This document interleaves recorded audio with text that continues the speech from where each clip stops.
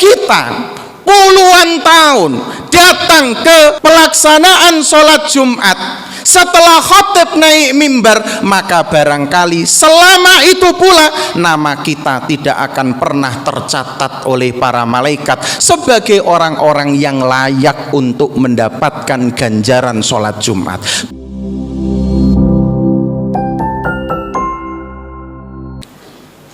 Satu hal yang mungkin perlu kita jadikan sebagai catatan khusus, karena ini memiliki nilai urgensitas yang sangat tinggi, bahkan bisa kita kaitkan dengan semakin terpuruknya umat Islam ataukah nanti akan maju dan menggapai kejayaan umat Islam tersebut.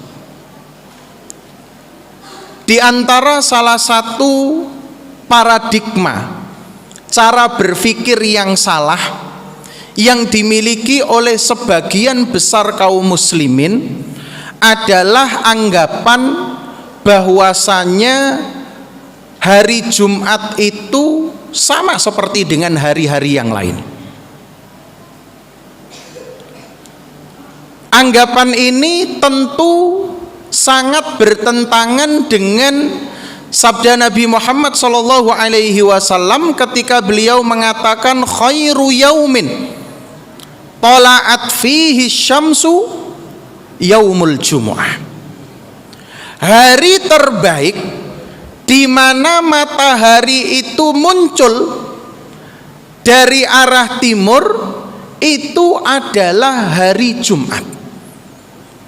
Bahkan sebagian ulama termasuk beberapa dari kalangan tabi'in seperti Ibnu Abbas radhiyallahu taala anhuma menyatakan bahwasanya keutamaan yang dimiliki oleh hari Jumat itu ternyata lebih mulia ketimbang keutamaan-keutamaan yang diberikan oleh Allah Subhanahu wa taala pada dua hari raya Idul Fitri maupun Idul Adha.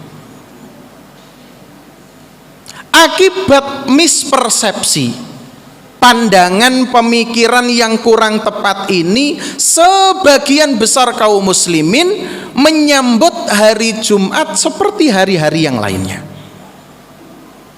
Tidak seheboh ketika mereka menyambut hari raya Idul Fitri maupun hari raya Idul Adha.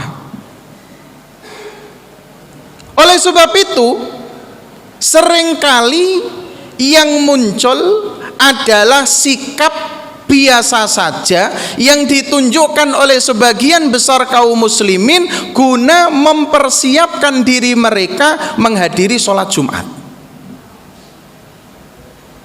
Dan ini kadangkala diperparah oleh penjelasan yang kurang tepat pula dari sebagian asatidzah, dari sebagian dai. Salah satu contoh yang paling sering kita dengar dari sebagian dai adalah ketika mereka mensyarah, menjelaskan hadis yang diriwayatkan oleh Imam Bukhari dan Muslim yang berbunyi man roha yaumal jumu'ati fis sa'atil ula faka'annama qarraba badanah. Barang siapa yang pergi ke masjid pada hari Jumat fis sa'atil ula pada jam yang pertama, seolah-olah dia mengorbankan seekor unta.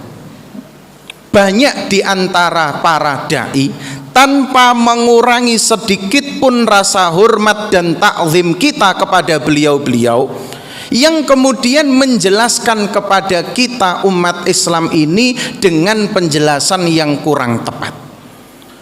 Rata-rata as-sa'atil ula dalam hadis ini dimaknai dengan shaf yang pertama. Padahal kalau panjenengan lihat di banyak syarah yang telah dinukil saking para ulama, yang dinamakan dengan as-sa'atil ula tidak ada satupun dari mereka yang memaknai dengan shaf yang pertama.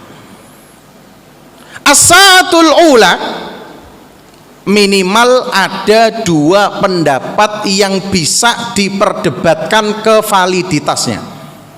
Yang pertama adalah qabla au ba'da tulu'il fajri, setelah terbitnya fajar ketika waktu subuh sudah datang.